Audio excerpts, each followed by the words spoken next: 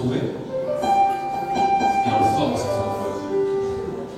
Vous reconnaissez ces accords?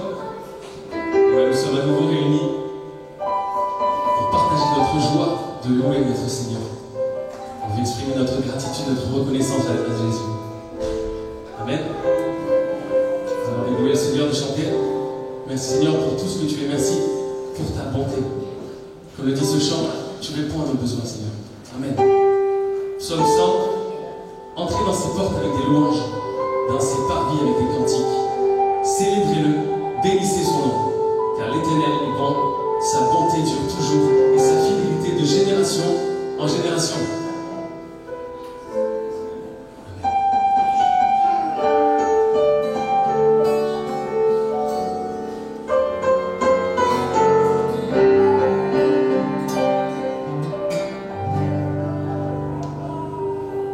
À nouveau réunis pour louer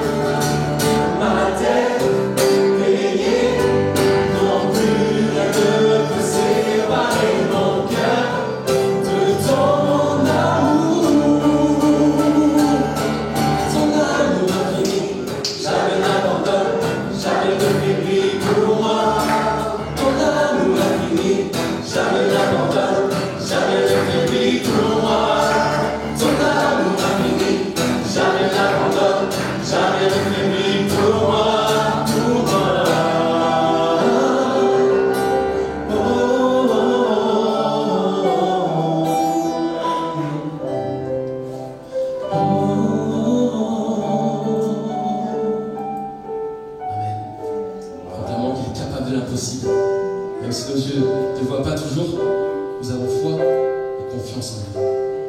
On croit que Dieu est toujours présent et qu'il agit puissamment dans nos vies. Amen. Que le Seigneur vous bénisse.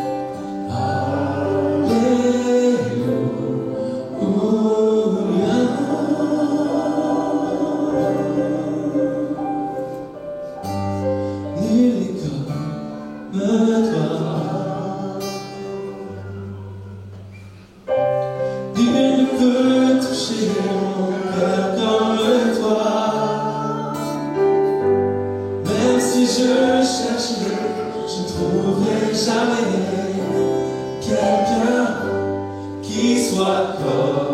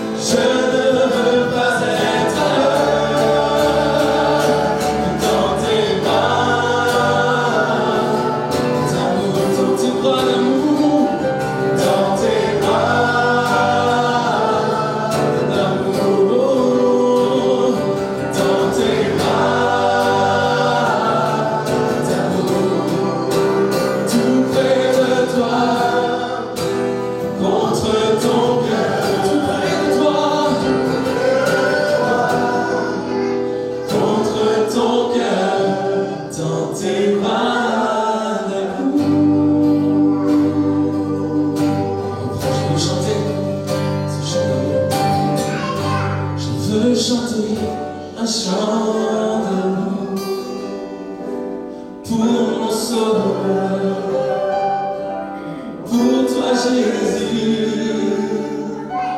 Merci, c'est pour ce que tu as fait. Tu es si précieux, Jésus mon sauveur. Je suis heureux, tu m'as donné ton nom. Je ne veux pas être ailleurs. je suis heureux, tu m'as donné ton nom. Je ne veux pas être ailleurs. ce nom est si merveilleux, ce nom est si merveilleux. Le nom de Jésus-Christ pour moi. Oh, ce nom est si merveilleux, Sa beauté sans pareil. oh, ce nom est si merveilleux. Le nom de Jésus. Oh, ce nom est victorieux, oh, ce nom est victorieux. Le nom de Jésus-Christ pour moi. Oh, ce nom est victorieux. Sa puissance est sans pareil. Oh, ce nom est victorieux. Le nom de Jésus. Ce nom est victorieux, le nom de Jésus. Oui, Seigneur Jésus, nous te louons ce matin pour la paix. Si la lune me glace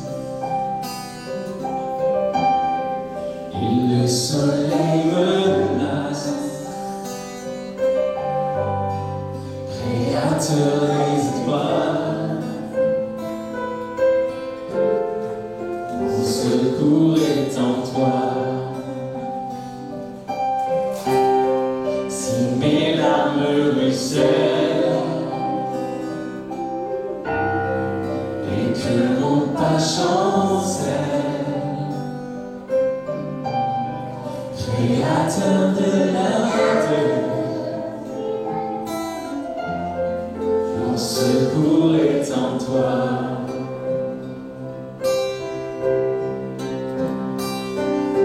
Je lève les yeux vers les hauts sommets. Toi seul est mon Dieu. Je proclamerai. Toi seul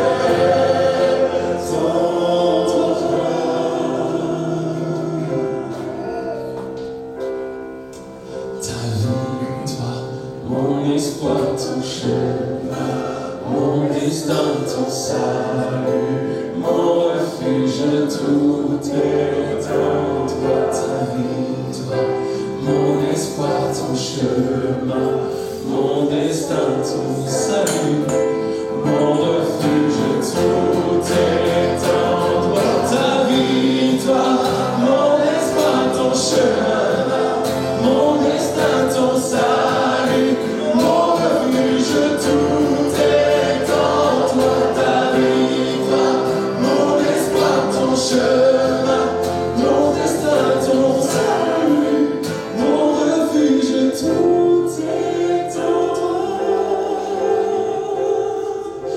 Prends mon âme, prends mon cœur, je te donne tout.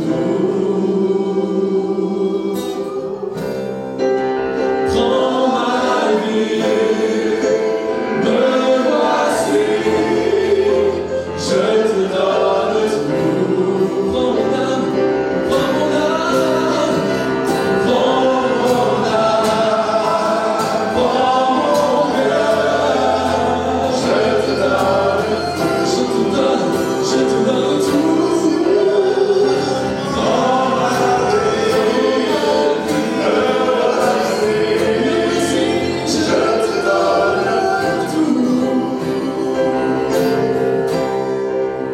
Mon cœur est à toi,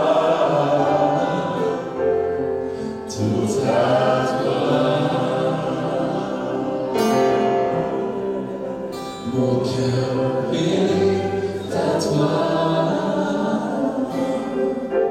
tout à toi. Merci Seigneur Jésus, merci.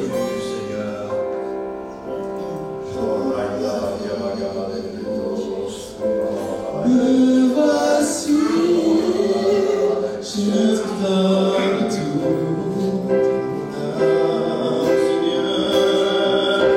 Prends mon âme, prends mon cœur, je te donne tout. Prends ma vie, me voici, je te donne tout. Mon cœur est à toi, tout à toi.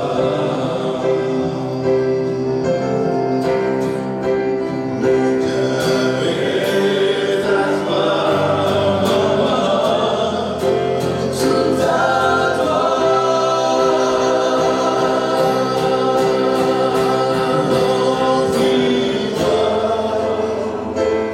Remplis-moi,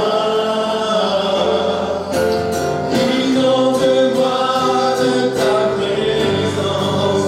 Remplis-moi, remplis-moi,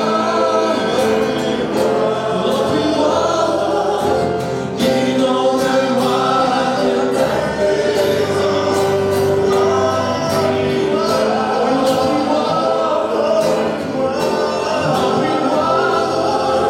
inonde-moi de ta présence. Remplis-moi, remplis-moi, inonde-moi de ta présence. Inonde-moi de ta présence.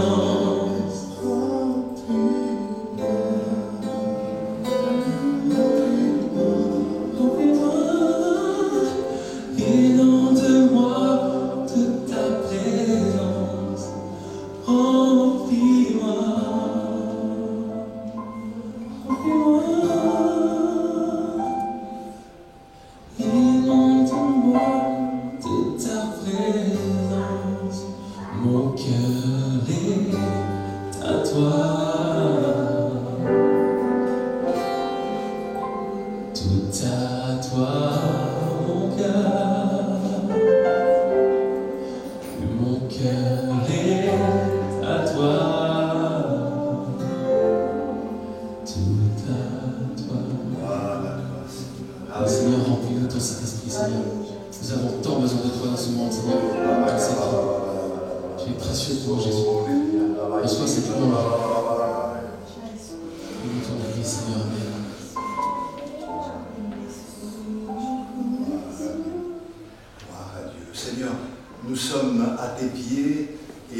sommes à ton écoute, comme les disciples, pour recevoir ton conseil et nous permettre par ta parole d'être en harmonie avec tes désirs.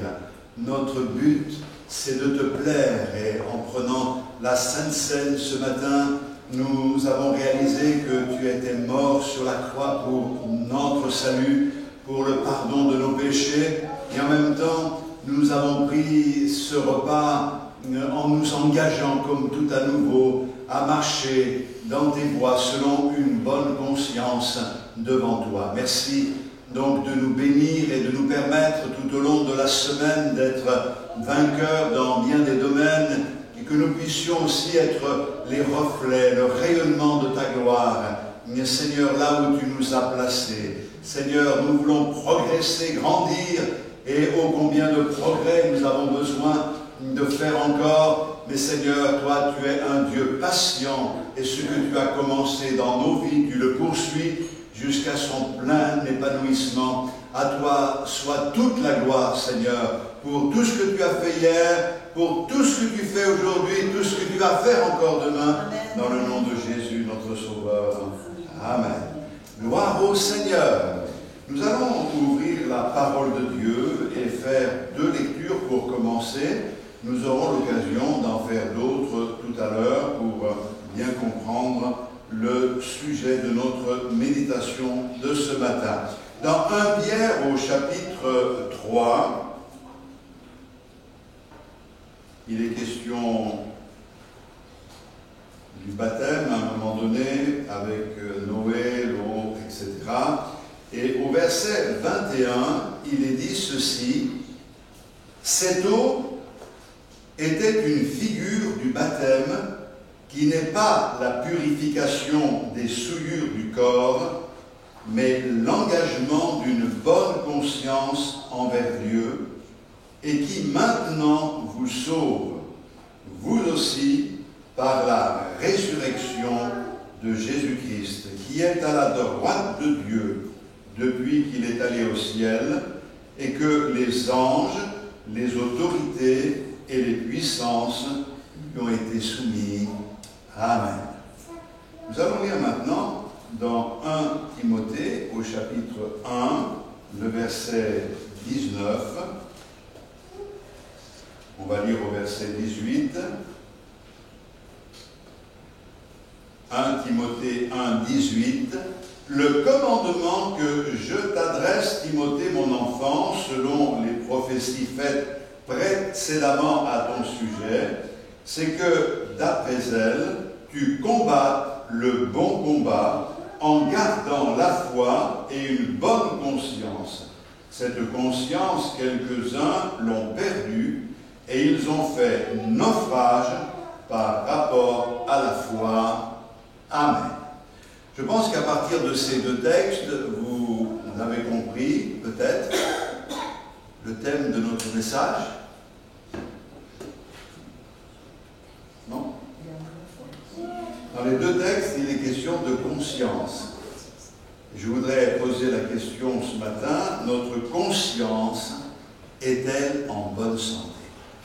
Important que la conscience soit en bonne santé. Selon le vocabulaire courant, on entend « j'ai la conscience tranquille ». Ou alors d'autres diront « je n'ai pas la conscience tranquille ».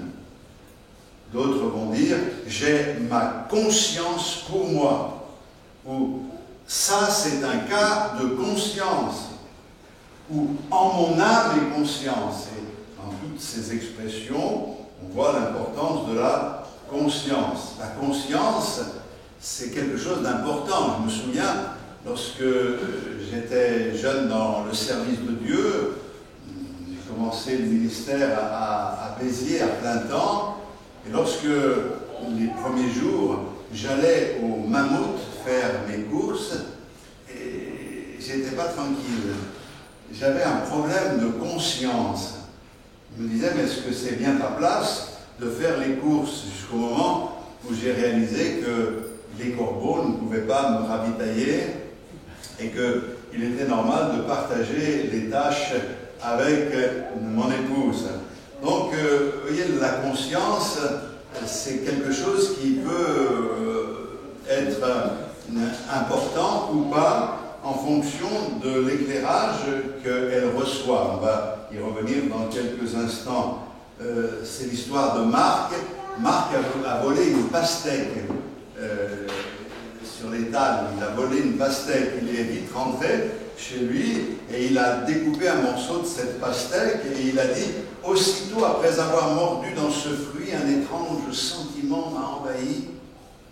Sans un moment d'hésitation, je suis retourné déposer cette pastèque à sa place pour en reprendre une autre plus mûre, parce qu'elle n'était pas assez bonne. Et la conscience, c'est pas ça, bien sûr. Hein.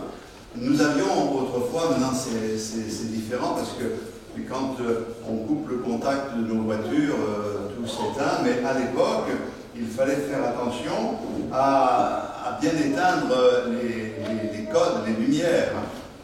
Nous avions sur les voitures, ça existe encore, un système qui est une alarme désagréable. Vous ouvriez la porte et cette alarme était quelque chose de désagréable, mais en même temps agréable, parce qu'on savait qu'il y avait quelque chose à faire, il fallait éteindre les lumières, sans quoi la batterie allait mourir.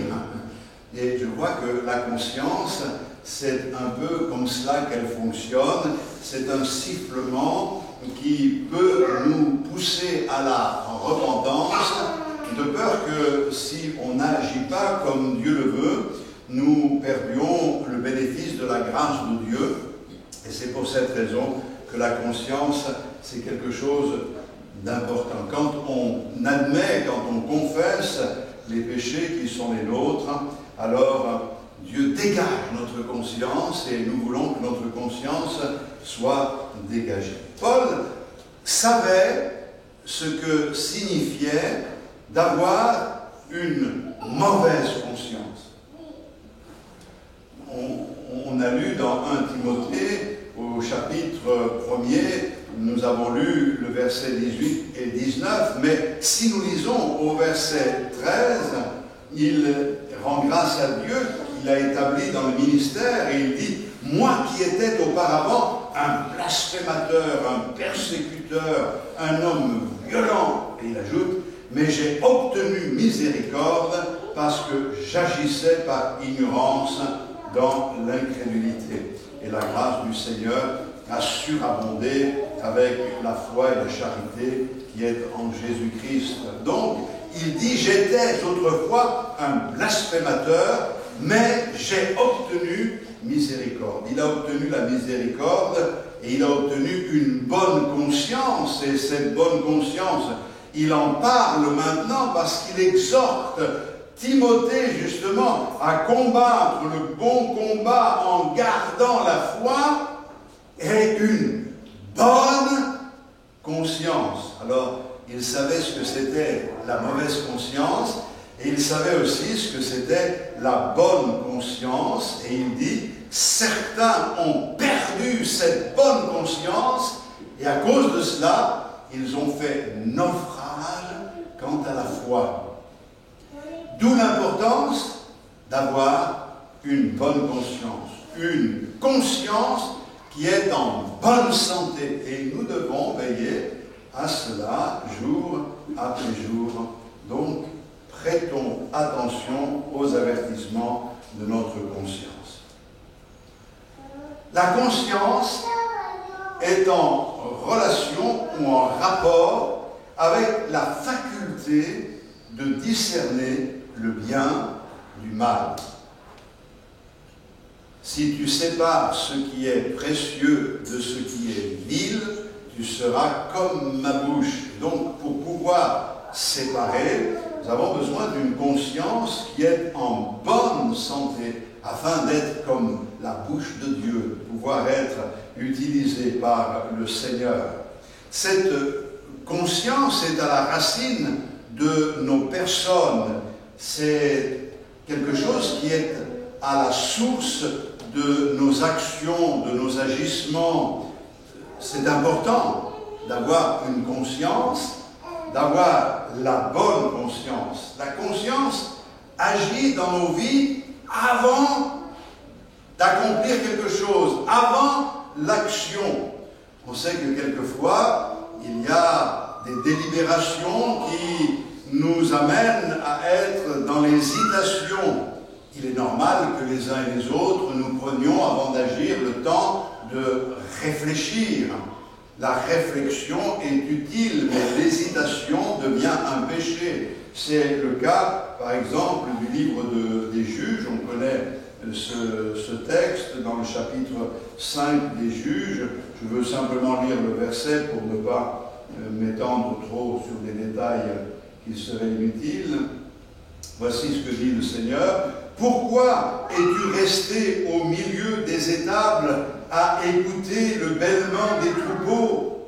Au ruisseau de Ruben, grandes furent les délibérations du cœur. » Mais au lieu d'aller au combat, ils sont restés là à délibérer, à réfléchir. Est-ce bien, pas bien, etc. Et c'est pour cette raison que dans l'Apocalypse, dans le livre des psaumes, c'est notre texte, mais dans le livre des psaumes, au chapitre 119, nous connaissons le psaume 119, on ne va pas le lire ce matin, mais au verset 113, il est dit ceci, « Je hais les hommes indécis ». Je crois que c'est important de pouvoir réfléchir à la lumière de la parole de Dieu, mais il est des délibérations qui sont inutiles et qui nous empêchent de faire la volonté de Dieu. C'est pour cette raison que la conscience doit être en bonne santé, mais je vous explique dans quelques instants ce dont elle a besoin pour être en bonne santé. La conscience donc agit avant. Alors il y a des personnes qui sont toujours avec un problème de réflexion, je le disais dans une réunion, je ne sais où, il y a quelque temps de cela, mais quelquefois il y a des personnes qui passent du temps à prier, à dire « Seigneur, est-ce qu'il faut que je rende témoignage à ma voisine de palier, par exemple. J'ai jeûné, frère, j'ai jeûné pour savoir si je dois témoigner à mon voisin du dessus. » Tu n'as pas besoin de jeûner pour ça.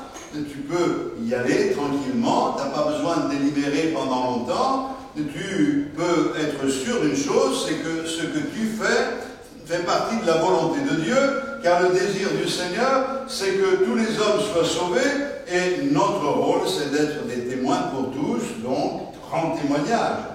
Mais la conscience agit aussi pendant l'action. Souvent, son rôle est assez faible pendant l'action, car quand nous sommes dans l'action, nous sommes accaparés par elle au point de ne pas avoir le temps de bien réfléchir et de prendre du recul par rapport à ce que l'on est en train de faire.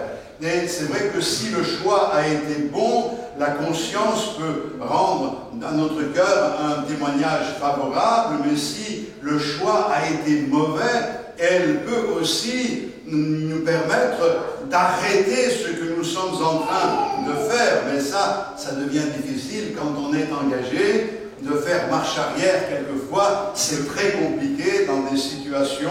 Et quand on s'est engagé, on sait qu'on est allé peut-être un peu trop loin, et c'est difficile de faire marche arrière. Mais je crois qu'il est important de se soumettre à la volonté de Dieu. C'est quelque chose que nous devons apprendre les uns et les autres. Et puis, la conscience agit aussi après l'action. Elle émet son jugement, son verdict.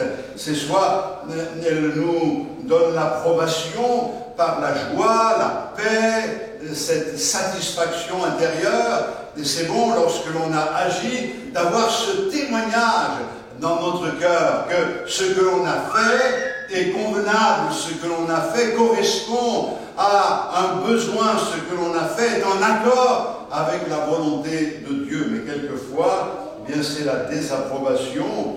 C'est l'histoire de Caïn. La Bible nous dit que son visage était abattu. Et ce n'est pas parce que son visage était abattu que cela l'a amené à bien agir. Et puis, il est parlé de David dans les Écritures. l'Écriture, David, quand il a fait le dénombrement, vous vous souvenez de cet épisode, il fait le dénombrement, et la Bible nous dit que quand il a fait le dénombrement, son cœur se mit à battre. Ça ne veut pas dire qu'il ne battait pas avant, mais il a senti son cœur s'accélérer, il a compris que ce qu'il venait de faire n'était pas en accord avec la volonté de Dieu. Il avait le sentiment également, quand il avait chuté, quand il était là, en cherchant à refouler ce sentiment de culpabilité, il pourra dire à un moment donné, ta main, ça peut sentisser sur moi. Donc il y a vraiment des témoignages de la conscience qui peuvent aussi amener à un jugement sur nos vies. L'étymologie de la conscience. Qu'est-ce que le mot conscience? Conscience, c'est deux mots. Conscience, conscientia. C'est la science, on sait, c'est connaître. Et conscience, c'est avec, ensemble. Avoir, avec, avoir ensemble ou être en accord ensemble. Alors, on peut tout de suite se poser la question, oui, être en accord ensemble, mais ensemble avec qui?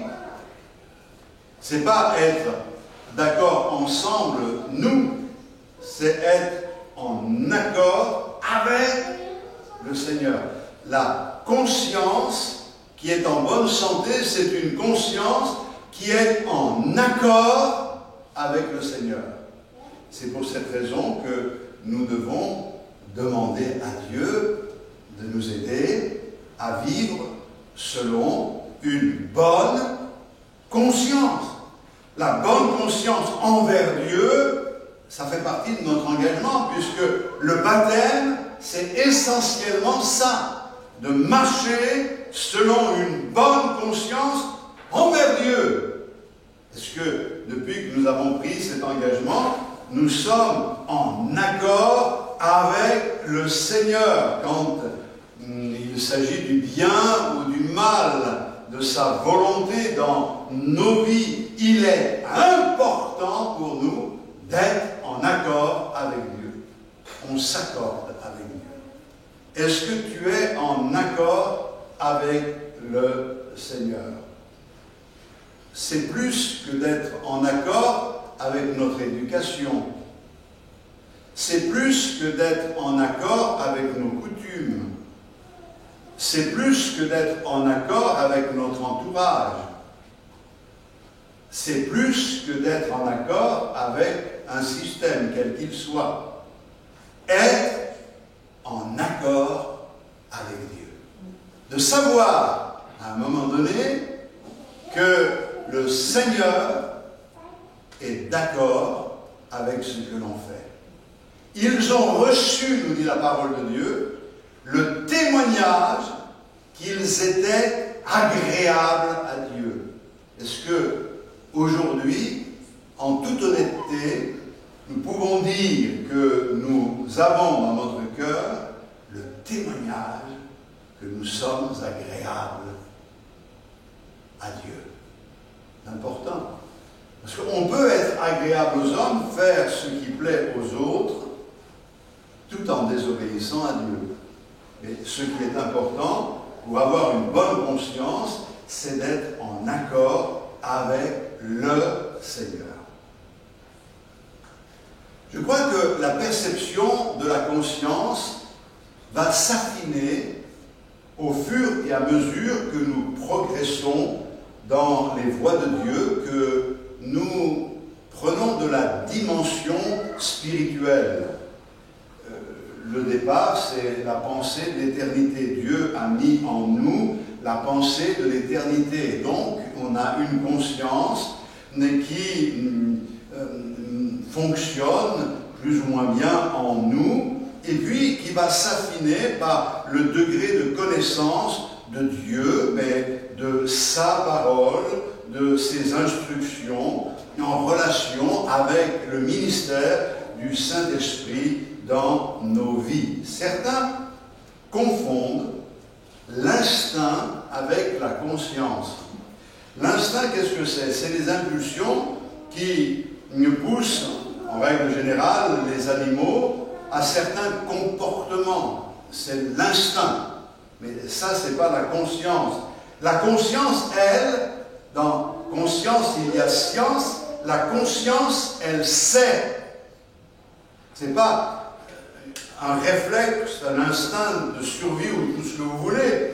La conscience sait. Elle sait qu'il y a une loi souveraine qui est au-dessus d'elle, et elle sait qu'elle a besoin d'être éclairée par Dieu pour pouvoir fonctionner de la bonne manière. On va lire dans Romains, au chapitre 2,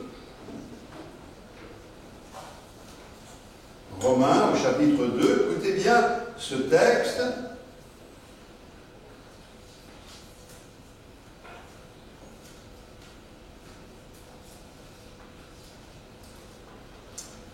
On va lire le verset 13. Ce ne sont pas en effet ceux qui écoutent la loi qui sont justes devant Dieu, mais ce sont ceux qui la mettent en pratique qui seront justifiés. Puis il est dit ceci. Quand les païens qui n'ont point la loi font naturellement ce que prescrit la loi, ils sont, eux, qui n'ont point la loi, une loi pour eux-mêmes. Ils montrent que l'œuvre de la loi est écrite dans leur cœur, leur conscience, en rendant témoignage, et leur pensée, s'accusant ou se défendant tour à tour. C'est ce qui paraîtra au jour où, selon mon évangile, Dieu jugera par Jésus-Christ les actions secrètes des hommes. Alléluia. Dans ce texte, il est précisé que même les païens, dans leur façon d'agir, prouvent que leur conscience est soumise à, je dirais, une loi spirituelle. Dieu ayant mis sa pensée dans nos cœurs, en marchant selon la conscience, nous allons automatiquement nous éloigner de ce qui est mal, jusqu'au moment où, nous entêtant, nous faisons taire notre conscience. Bien sûr, la conscience n'est pas suffisante pour nous sauver, car on peut avoir des problèmes de conscience, on peut savoir ce qui est bien et ce qui est mal, mais savoir ce qui est bien et ce qui est mal ne nous sauve pas, ne nous délivre pas de la colère. Souvenez-vous de ce qui s'est passé lorsqu'on a amené cette femme qui a été prise en adultère pour qu'elle soit lapidée. Jésus dit que celui qui est sans péché lui jette le premier la pierre, et il est dit, accusés par leur conscience, ils se retirèrent les uns après les autres, depuis le plus ancien, le plus vieux, jusqu'au plus jeune. Ce n'est pas parce qu'ils étaient accusés dans leur conscience qu'ils ont été sauvés à ce moment-là. La conscience peut nous accuser, la conscience peut nous juger. Donc, pour les païens ici, on sait qu'avant même de connaître le Seigneur, on savait que certaines choses étaient bonnes et d'autres étaient mauvaises. À force, bien sûr, de tuer la conscience, on arrive dans cette période que le Seigneur avait annoncée dans le livre du prophète Ésaïe, entre autres. On appellera mal ce qui est bien et bien ce qui est mal. C'est la conscience qui est complètement inversée. La façon dont Dieu nous dirige, c'est que la conscience joue un rôle important dans cette façon de faire la volonté de Dieu. Je crois que nous avons tous le désir de connaître la volonté de Dieu. Mais on remarque que si tous nous avons le désir de connaître la volonté de Dieu, souvent, nous n'avons pas tous l'intention de faire la volonté de Dieu. Je crois que pour connaître la volonté de Dieu, nous avons besoin de la parole de Dieu. Il est impossible de faire la volonté de Dieu sans avoir le manuel, sans connaître le fonctionnement. Et Dieu, dans sa grâce, nous a donné le manuel du chrétien, qui est la parole de Dieu, quand il est question de l'éthique chrétienne ou de l'éthique pastorale ou de l'éthique du serviteur. Eh bien, on n'a pas besoin de bouquins, on a besoin avant tout de la parole de Dieu. Je ne dis pas que dans l'absolu, on n'a pas besoin de bouquins, on a besoin de bouquins qui sont le travail de personnes qui ont regroupé des textes de la parole de Dieu pour justement synthétiser, nous permettre de mieux comprendre ce que Dieu attend de nous. Mais avant toute chose, notre guide, c'est la parole de Dieu. Donc on a besoin de la parole de Dieu, mais on a besoin du Saint-Esprit qui agit. Sans le ministère du Saint-Esprit, comment être éclairé, comment comprendre la parole de Dieu? Nous avons besoin de ce témoignage de l'Esprit de Dieu dans nos cœurs. L'Esprit de Dieu vient éclairer un texte de l'Écriture qui nous parle, qui nous montre ce que Dieu attend de nous, tout en nous communiquant la force de mettre en pratique cette parole. L'Esprit de Dieu nous donne des convictions. Nous avons besoin également, pour connaître la volonté de Dieu, de conseils. Mais pour cela, il faut beaucoup de prudence. Parce que les conseils que l'on reçoit, même s'ils sont donnés de la part de personnes, entre guillemets, éclairées, doivent être, eux, soumis à la parole de Dieu, sans quoi le conseil n'est pas le bon conseil. Mais nous avons aussi la conscience, on va lire dans Actes, au chapitre 24, le verset 16. Voici ce que dit Paul: c'est pourquoi je m'efforce d'avoir constamment une conscience sans reproche devant Dieu et devant les hommes. Un texte fort. Il s'efforce d'avoir une conscience sans reproche devant Dieu et devant les hommes. Je pense que nous avons, si nous voulons faire la volonté de Dieu, quelques progrès à faire, les uns et les autres, et moi-même, dans ce domaine-là. Le témoignage de la conscience est important, mais sans me contredire, le témoignage de la conscience est relatif, est incomplet, imparfait. On ne peut pas se fier toujours au témoignage de la conscience. La conscience ne détient pas en elle-même la vérité. La vérité, c'est Jésus-Christ. C'est sa parole. Lisons dans 2 Corinthiens,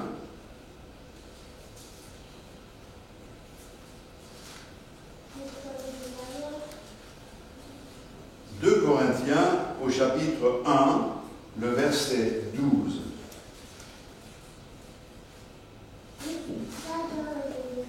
Car ce qui fait notre gloire, c'est ce témoignage de notre conscience, que nous nous sommes conduits dans le monde et surtout à votre égard avec sainteté et pureté devant Dieu, non point avec une sagesse charnelle, mais avec la grâce de Dieu. Alléluia.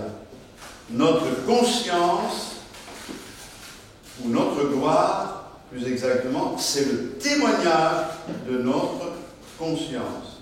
Mais à cela, il y a une nuance à introduire. Paul dira, 1 Corinthiens 4,4, « Je ne me sens coupable de rien. » Ce n'est pas pour cela que je suis justifié. Nous savons ce qui est dit, et Dieu est plus grand que notre cœur. On va lire dans 1 Jean.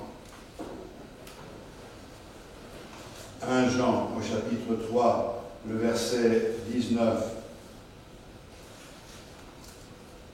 Verset 18. Petits enfants, n'aimons pas en parole et avec la langue, mais en action et avec vérité. Par là, nous connaîtrons que nous sommes de la vérité et nous rassurerons nos cœurs devant lui. Car si notre cœur nous condamne, Dieu est plus grand que notre cœur et il connaît toutes choses. Ce qui veut dire que la conscience n'est pas infaillible. Il est nécessaire que la conscience soit éclairée par la parole de Dieu. Quelquefois, notre cœur peut nous condamner et nous pouvons admettre que la conscience peut être quelquefois comme hypersensibilisée. Nous devons veiller à ce que la conscience soit en harmonie avec ce qui est écrit, c'est-à-dire qu'elle fonctionne de la bonne manière, qu'elle ne soit pas malade de quelque maladie que ce soit. On va voir maintenant quelques cas de conscience ou quelques états de conscience pour que vous compreniez la pensée que j'ai voulu vous partager ce matin. Prenons l'exemple de ce petit garçon, un enfant à qui son père a donné 2 pièces, une pièce de 2 € et une pièce de 1 euro. Et il dit à son fils, écoute, tu vas aller à l'école du dimanche et tu pourras donner une de ces pièces à l'offrande pour les enfants. Donc, l'enfant est questionné par son père, alors il lui dit, tu as fait quoi? Et il a répondu ceci, je savais que Dieu voulait que je donne la pièce de 2 €. Au moment où j'allais la donner, je me suis souvenu, papa, que Dieu a dit qu'il faut donner avec joie. C'est avec plus de joie que j'ai donné la pièce de 1 €. Et la conscience. On va lire dans Hébreux, au chapitre 10, verset 22. Approchons-nous avec un cœur sincère, dans la plénitude de la foi, les cœurs purifiés d'une mauvaise conscience et le corps lavé d'une eau pure. Une des maladies de la conscience est soulignée par cette expression, une mauvaise conscience. Qu'est-ce que c'est qu'une mauvaise conscience? Souvent on pense qu'une mauvaise conscience, c'est une conscience qui nous pousse à faire le mal. C'est des gens qui agissent avec une mauvaise conscience. Ils font toujours le mal, c'est pas ça. Une mauvaise conscience, c'est une conscience qui fonctionne mal. Et on a plusieurs possibilités. Par exemple, la conscience va rendre une fausse information. C'est imaginer que la jauge à essence de votre voiture ne fonctionne pas. Vous ne savez pas à quel moment vous allez tomber en panne. Il y a quelque chose qui n'est pas bon. L'avertissement qui est donné est faux. Imaginez que la jauge vous dit que le plein est fait, mais vous roulez et vous vous apercevez que le réservoir était sec. Paul persécutait l'Église. Vous vous souvenez de cet épisode de sa vie? Mais quand Paul persécutait l'Église, il le faisait avec la conscience de bien faire, puisque pour lui, il n'était pas acceptable que cette secte naissante autour de la personne de Jésus prenne tant de place Il fallait défendre les intérêts de la loi et il le faisait avec zèle et de tout son cœur, avec une conscience, la conscience de bien faire. Mais quand le Seigneur dit « il te serait dur de regimber contre les aiguillons », en fait, les aiguillons ont agi sur sa conscience pour le piquer et l'amener à réaliser qu'il faisait fausse route. Sa conscience, elle agissait sous une fausse information qui l'autorisait à faire ce qu'il faisait, même à persécuter les chrétiens. Il respirait la menace et le meurtre, mais il pensait que ça, c'était plaire à Dieu. C'était finalement le problème du fanatisme.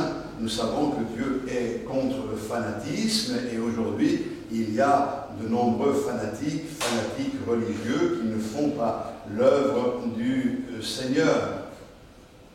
La Bible dit « Christ purifiera notre conscience des œuvres mortes ». Et ça, c'est Hébreux 9, 14. C'était des œuvres mortes. La mauvaise conscience a connaissance de son péché qui, justement, est ici nommé comme œuvre morte. Ce péché qui n'est pas confessé, une mauvaise conscience, c'est une conscience qui sait qu'elle a mal agi, mais qui ne fait rien pour y remédier. Ça, c'est la mauvaise conscience. La mauvaise conscience, c'est une conscience qui n'a pas été purifiée. Et nous avons besoin d'une conscience pure, une conscience qui a été purifiée. On va lire dans 1 Timothée, maintenant 1 Timothée au chapitre 4, le verset 2, on a lu tout à l'heure dans un autre chapitre, mais ici, mais l'Esprit, 4 verset 1, mais l'Esprit dit expressément que dans les derniers temps, quelques-uns abandonneront la foi pour s'attacher à des esprits séducteurs et à des doctrines de démons, par l'hypocrisie de faux docteurs portant la marque de la flétrissure dans leur propre conscience. Donc, on a la mauvaise conscience, une conscience qui n'est pas purifiée. L'apôtre Paul, lui, a eu besoin de la repentance, de réaliser que ce qu'il faisait était mal et demander pardon à Dieu, mais il y a ici maintenant une autre conscience, une conscience qui porte en elle-même la marque de la flétrissure. C'est-à-dire que c'est une conscience qui ne fonctionne plus. Paul parle ici de menteurs et d'hypocrites, et une traduction nous dit qu'ils ont une conscience qui est marquée au fer rouge dans leur propre conscience. Ça veut dire une conscience qui a été cautérisée. À force de faire le mal, eh bien, on finit par avoir une conscience qui est cautérisée, qui est brûlée au fer rouge, c'est-à-dire une conscience qui ne fonctionne plus. Et ça, c'est dangereux. Parce que nous voulons que notre conscience puisse aussi nous avertir à la lumière de la connaissance de la parole de Dieu. C'est une conscience qui est cautérisée, une conscience qui est marquée d'une manière particulière, et c'est le résultat de la désobéissance. Les gens désobéissent à Dieu et finissent par avoir une conscience qui meurt. Souvent, ça commence par une conscience asymétrique. Vous savez ce que ça veut dire? Par exemple, un sport asymétrique, c'est le tennis qui développe un côté plus qu'un autre. Mais le problème de cette conscience insensible, c'est qu'on a des personnes, quelquefois, qui vivent dans le péché, dans l'immoralité, et pourtant, ces mêmes personnes qui arrivent à vivre dans l'immoralité se laissent harceler par leur conscience au sujet de quelqu'un qui aurait dit un petit mensonge. Vous voyez, il y a comme un déséquilibre. Cette chose-là est tellement grave. Ah oui, mais écoute, regarde ce que tu vis, c'est beaucoup plus grave que ce que tu juges. Mais c'est le problème de cette conscience qui finit par justement mourir. Et puis dans 1 Corinthiens, on peut lire au chapitre 8, le verset 9, regardez, « Prenez garde toutefois que votre liberté ne devienne une pierre d'achoppement pour les faibles, car si quelqu'un te voit, toi qui as de la connaissance, assis à table, dans un temple d'idole, sa conscience à lui qui est faible, ne le portera-t-elle pas à manger des viandes sacrifiées aux idoles? Et ainsi le faible périra par ta connaissance, le frère pour lequel Christ est mort. » C'est important ce texte de la parole de Dieu. C'est les viandes sacrifiées aux idoles. L'apôtre, on arrive à dire qu'il n'y a pas d'idole. La viande, c'est de la viande. Mais c'est un problème de conscience pour certains. Et qui, justement, n'ont pas été éclairés. Parce qu'ils n'ont pas été éclairés, ils ont une conscience faible. Et si nous savons qu'il n'y a pas d'idole, alors on va prendre cette viande, on va la manger parce que c'est une viande qui est sacrifiée à rien du tout, puisqu'il n'y a pas d'idole, c'est pas un problème. Ça devient un problème si, quand je le fais, quelqu'un dont la conscience est faible me voit le faire.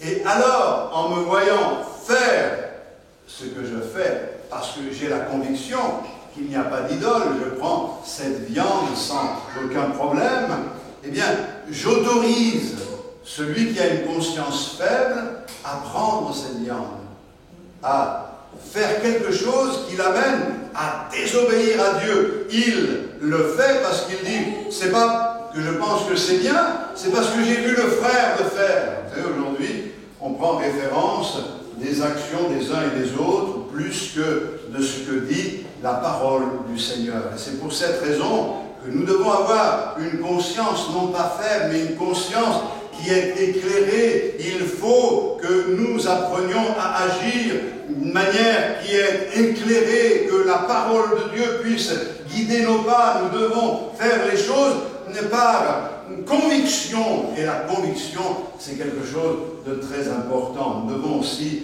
avoir une conscience qui est une conscience en bonne santé, non pas une conscience faible. Vous savez, il y a des personnes qui ont des consciences faibles, je ne sais pas comment on peut dire cela, leur conscience les accuse. Par exemple, ils seraient incapables, par respect pour la vie, même de tuer une araignée, quoi. C'est une hypersensibilité de la conscience. Ils sont pointilleux pour un tas de choses. Il y en a qui ne les écrasent pas pour d'autres raisons et qui attendent que les autres le fassent. Mais c'est aussi une conscience qui peut être une conscience souillée. Tout est pur pour celui qui est pur et tout est souillé pour celui qui est souillé. C'est-à-dire qu'il y a des personnes qui ont des consciences souillées parce qu'ils sont des personnes qui aiment le mal, qui aiment le péché. Et parce qu'on aime le péché, alors on adapte la conscience à ce que l'on vit, à ce que l'on fait, en la faisant taire. Et puis, bien sûr, il y a la bonne conscience, et c'est celle que nous voulons.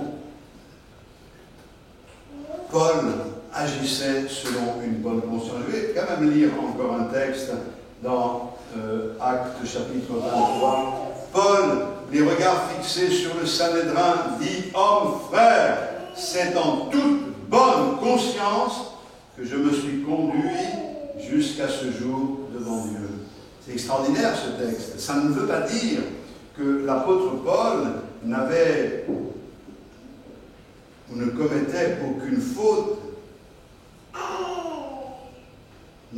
Ça ne veut pas dire que l'apôtre Paul n'a jamais péché. C'est en toute bonne conscience que je me suis conduit jusqu'à ce jour devant Dieu. Et ça veut dire qu'en Shelza, ce que je disais tout à l'heure, qu'il agissait en accord avec Dieu. Et c'est ça la bonne conscience. C'est d'être en accord avec Dieu. Ne faisons pas les choses pour plaire à l'un ou pour plaire à l'autre, mais faisons les choses pour plaire à Dieu. Faisons les choses pour être agréables au Seigneur et pouvoir dire, c'est extraordinaire ce texte, c'est en toute bonne conscience que je me suis conduit jusqu'à ce jour devant Dieu. Est-ce que nous pouvons dire que nous nous sommes conduits devant Dieu jusqu'à ce jour en toute bonne conscience? Peut-être qu'il y a des choses qu'il faut revoir et que l'on n'oublie pas. L'essentiel, c'est que nous sommes, chacun pour notre part, responsables devant Dieu. Que la responsabilité, nous ne devons pas la déposer sur quelqu'un d'autre, comme pour dire, mais moi, ce que je fais, c'est ce qu'on me dit, c'est ce que j'entends, c'est ce que l'on me dit. Non, ce que tu fais, ta vie, doit être en harmonie avec Dieu, en relation avec Dieu, en accord avec Dieu, en accord avec sa parole. Et si nous prenons nos vies en main, si nous devenons responsables, en nous engageant nous-mêmes, en prenant nos décisions nous-mêmes, je ne veux pas me laisser influencer par les autres pour prendre des décisions, mais je veux me laisser influencer par toi. Je veux prendre conseil, je veux que ces conseils viennent m'aider à faire le point dans ma vie, car quelquefois il est difficile de prendre des décisions qui nous engagent. Je dois également prendre le temps de la réflexion, mais non pas de l'hésitation. Mon désir, c'est de t'obéir pour pouvoir dire « J'ai agi en toute bonne conscience jusqu'à ce jour devant Dieu. J'ai cette approbation que Dieu est avec moi. » Alléluia. Je crois que la culture des églises évolue avec le temps. Et ce que j'ai remarqué, c'est que ce qui était regardé comme un scandale hier est plus que toléré aujourd'hui. C'est parce qu'on a peut-être plus de connaissances, parce qu'on est beaucoup plus éclairé que ceux qui nous ont précédés, ou est-ce que parce que notre conscience, elle devient un petit peu fragile et elle s'autorise une identification avec l'esprit du monde, la mentalité d'ici-bas? C'est des questions qu'il faut que l'on se pose. Alors, je veux terminer en disant ceci: il est nécessaire que nous trouvions la guérison si notre conscience n'est pas en bonne santé. Souvenez-vous de Ésaïe qui est dans le temple. La Bible nous dit qu'il voit la gloire de Dieu. Et alors qu'il contemple la gloire de Dieu, il y a quelque chose qui se passe. Sa conscience se met en éveil. Vous vous souvenez de ce texte? Malheur à moi, je suis perdu. Je suis un homme dont les lèvres sont impures. J'habite au milieu d'un peuple dont les lèvres sont impures. Et mes yeux ont vu le roi. Il est saisi, il voit la gloire de Dieu. Je crois que la solution commence par cette révélation, de venir pour découvrir le Seigneur, de le trouver comme tout à nouveau, de le rencontrer comme tout à nouveau, de voir sa gloire. Et en voyant sa gloire, quelque chose se passe. On voit dans nos vies tout ce qui n'est pas à la gloire de Dieu, tout ce qui est en désaccord. Sa conscience se met en mouvement. Et là, il aperçoit un des séraphins qui vole, qui va sur l'autel, qui prend avec une pincette un charbon ardent. Il vient, il pose ce charbon ardent sur ses lèvres et il lui dit: ton iniquité est expiée, ton péché pardonné. Extraordinaire, la voix du Seigneur se fait entendre à ce moment-là. Qui enverrai-je? Qui marchera pour nous? Et lui va répondre: me voici, envoie-moi. Et c'est quoi la guérison? La guérison, nous savons que l'autel, c'était l'autel des parfums, puisqu'il est dans le temple, l'autre était à l'extérieur. Donc, ça voulait dire, vous le savez, je ne vais pas rentrer dans les détails, mais quand on offrait des parfums sur l'autel des parfums, c'était avec les charbons ardents qui venaient du sacrifice de dehors.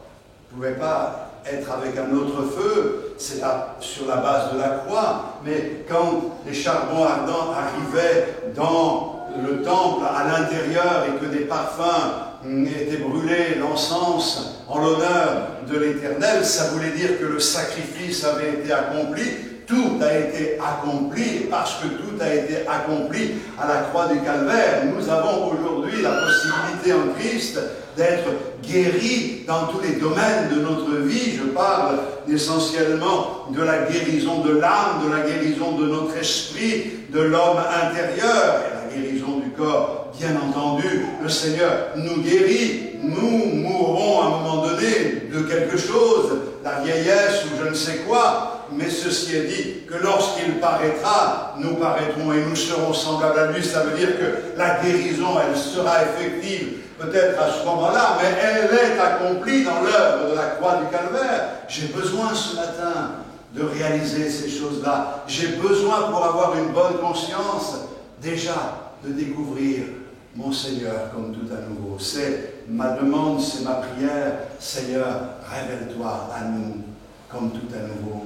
Montre-moi ta gloire, que je puisse réaliser quels sont mes besoins, et pas pour venir dans la repentance comme au premier jour, car nous avons été lavés une fois pour toutes, et pour pouvoir revenir au Seigneur avec la conviction que tout a été accompli, que maintenant quelque chose se passe, pas sur nos lèvres, parce que les lèvres la traduisent quelque chose, c'est de l'abondance du cœur que la bouche parle, mais c'est là, au plus profond de notre être, que le Seigneur veut agir par le feu de son autel pour brûler, consumer le mal, afin que nous devenions une source de bénédiction. Et Ésaïe est devenu une source de bénédiction, vous le savez, puisqu'il a été l'homme par lequel le Seigneur a adressé un message au peuple. Et ce message est tellement fort que l'on a appelé le livre du prophète Ésaïe le 5e évangile. Je crois qu'il y a eu là une action, une révélation toute particulière. Que Dieu nous aide ce matin et que Dieu nous bénisse. Je vous pose la question, mes frères et sœurs, avez-vous une bonne conscience? Est-ce que votre conscience a été cautérisée? Est-elle faible? Seigneur, je veux une bonne conscience devant toi et devant les hommes. À Dieu soit toute la gloire. Amen. Merci Seigneur pour ta grâce et merci pour ta fidélité. Seigneur, tu nous as donné tous les moyens pour que nous puissions vivre en harmonie avec ta parole, être en accord avec tes désirs, avec ta volonté. Seigneur, je veux me tenir devant toi et tout à l'heure nous avons pris la Sainte Seine de te demander, Seigneur, d'agir au plus profond de nos vies pour que cette réalité puisse être nôtre. Je ne veux pas simplement vivre un culte de plus, je veux tout au long de la semaine déjà qui commence depuis ce matin être en harmonie avec toi, marcher selon une bonne conscience, dans la pureté, dans la droiture, dans la vérité. Seigneur, pardonne mes fautes, mes péchés, purifie mon âme et que les mobiles de mon cœur soient des mobiles nobles, purs, et que toi, tu sois glorifié. Je veux vivre en accord avec toi. Je veux que ma connaissance de ta personne me donne de vivre comme toi, tu attends que je vive. Et je le demande non seulement pour moi, mais pour mes frères et sœurs, que ta grâce agisse. Ouvre nos yeux, nous voulons te contempler. Seigneur, garde-nous de vivre dans l'habitude, dans la routine. Donne-nous d'être sensibilisés et au point, Seigneur, de vivre quelque chose de fort avec toi, d'être renouvelé dans l'onction et dans la bénédiction qui est en toi. Nous te le demandons au nom de Jésus, notre Sauveur. Amen. Gloire à toi, Seigneur. Ton cœur, il va se révéler. Un jour, tu te mis à prier. Son amour, tu l'as réalisé. Ce jour-là, tu l'as dit. Me voici, prends ma vie.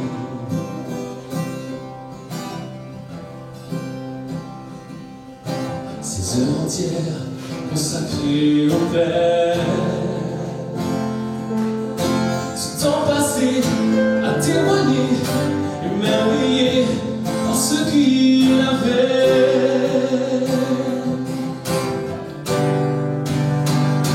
Souviens-toi ce qu'il était pour toi, naufragé de la foi.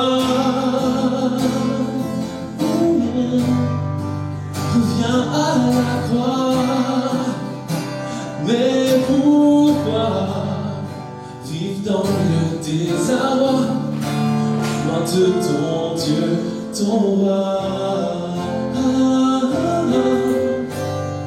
Reviens à la croix.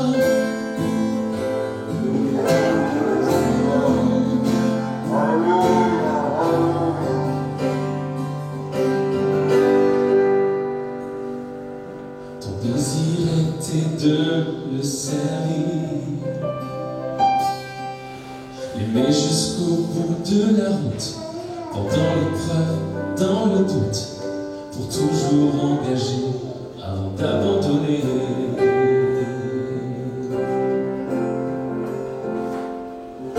Mon ami, pour ton salut, je prie. Ressaisis-toi, ne reste pas là, ton Dieu t'attend, reviens dans ses bras.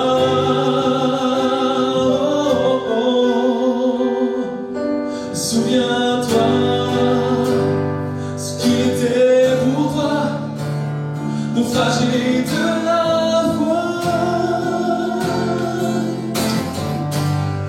Reviens à la croix, mais